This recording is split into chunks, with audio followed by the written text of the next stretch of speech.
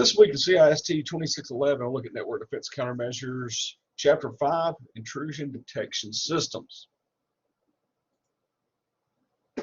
So this chapter will give you a detailed overview of intrusion detection systems and the methods that these systems use to prevent security breaches. So we will examine commonly used IDS solutions from different vendors in here as well. We'll also look at the concept of honeypots and how they are used. All right, first we'll define intrusion detection systems. They enable system administrators to detect possible attacks to the network. So going through this chapter, you're going to look at some different ways to implement IDS solutions. As I said, we're going to look at the concept of a honeypot and how it can help administrators track attackers on the network. Now, your textbook gives you a good definition of the difference between firewalls and an IDS. So in the book, it recommends that, or references that firewalls, you can look at firewalls as security guards and IDSs as the security cameras. So the guards can decide who can enter and leave, but the cameras are going to monitor and alert if the activity appears suspicious.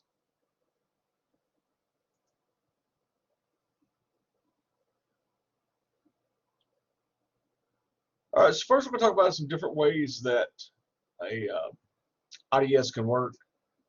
One is by using preemptive blocking. This is sometimes called banishment vigilance. So what this does is it attempts to detect impending intrusions through footprinting. One of the bad things is it is susceptible to false positives. False positives where the system mistakenly identifies legitimate traffic as an attack, so it may block that legitimate traffic.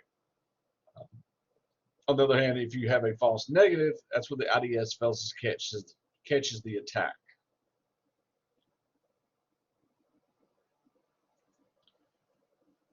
You can also look at anomaly detection. That's where the activity does not match what normal use is saved in the log. With this, you have normal usage profiles that are kept and updated and then compared to a behavior that is out of the normal. So we do have some components of anomaly detection. We'll talk about threshold monitoring, resource profiling, user/group work profiling, and executable profiling. First, we'll talk about threshold monitoring. It presents acceptable behavior levels and observes whether these levels have been exceeded. One of the things with this is it can result into a high rate of false positive. So it does make it time, where you have the false positives, false negatives in this with the threshold monitoring. So it can make it more difficult to use. Resource profiling, that measures the system-wide use of resources, and it develops a historic usage profile. So it looks at how a user normally utilizes a system resources, and it also enables the system to identify usage levels that are outside of the normal parameters. All right, in user/group work profiling, the IDS maintains individual work profiles about users and groups. These users and groups are expected to adhere to these profiles. So if you have any changes or activities that's not typical, they are registered as suspect. If you have changes to your work profile that need to be updated, or changes to your work patterns that needs to be updated in your profile. Executable profiling. This seeks to measure and monitor how programs use system resources with particular attention to those whose activities cannot always be traced to a specific originating user.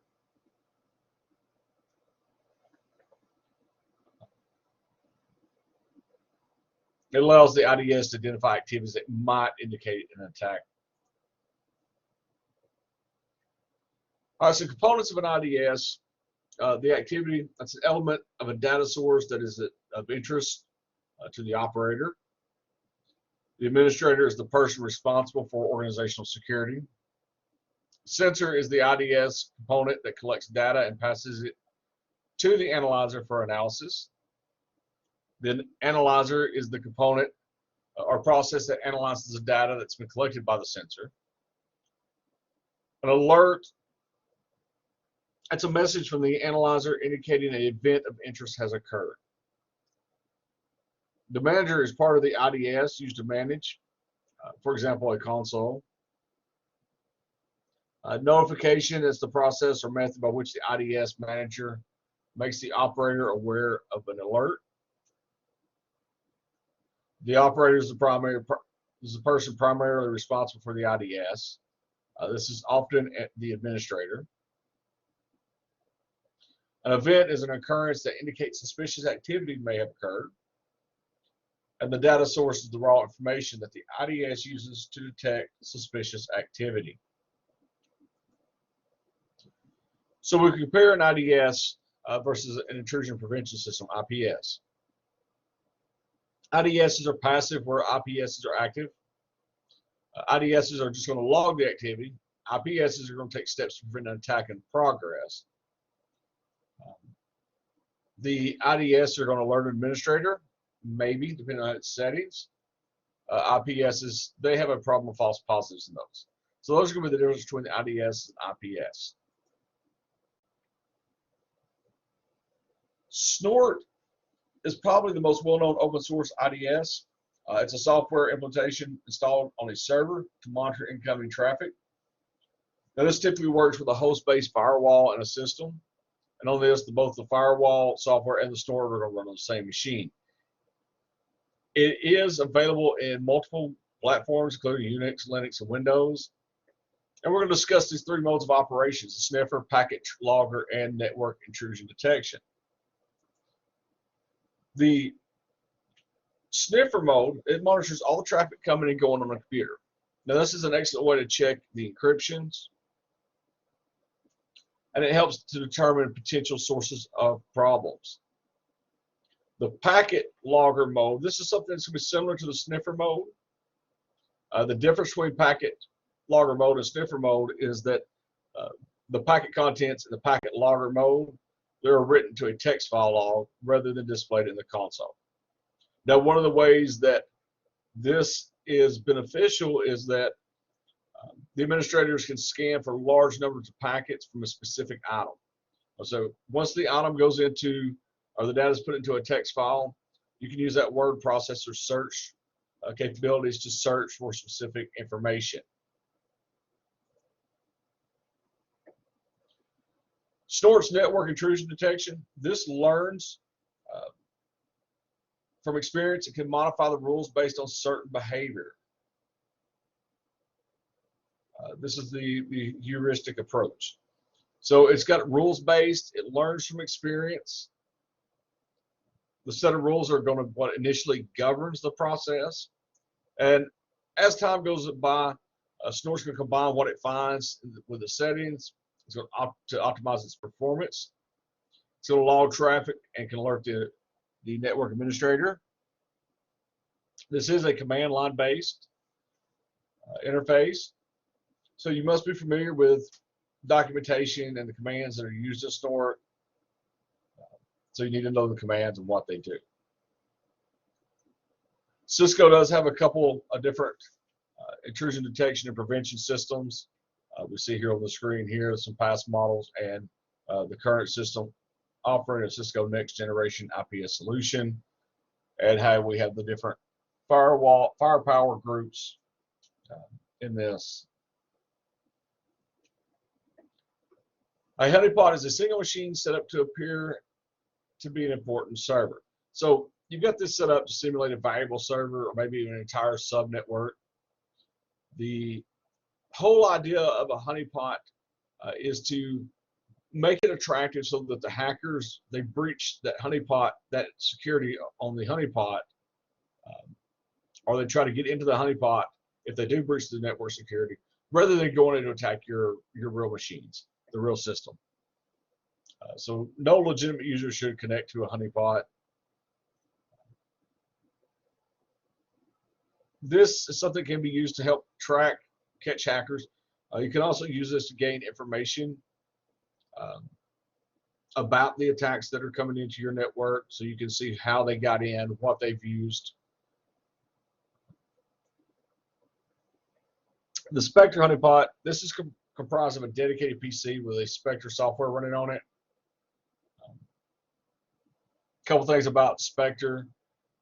It can simulate various different operating systems, and it has a lot of different services, as you see, that can run on it. These are services that are going to be common to network servers. Now you can set up the Spectre also to be run in one of 5 miles, whether it's open, secure, failing, strange, or aggressive. So if it's open, it's going to behave like a badly configured server. If you set the Spectre up to be secure, it behaves like a secure server. Failing it's going to behave like it has software and hardware problems. Strange, it will perform in unpredictable ways.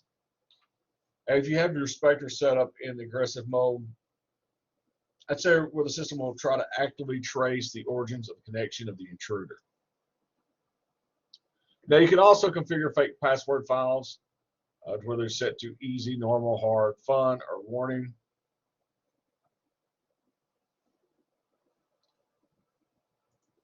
So in Chapter 5, we looked at a variety of IDSs and how they should be used with firewalls.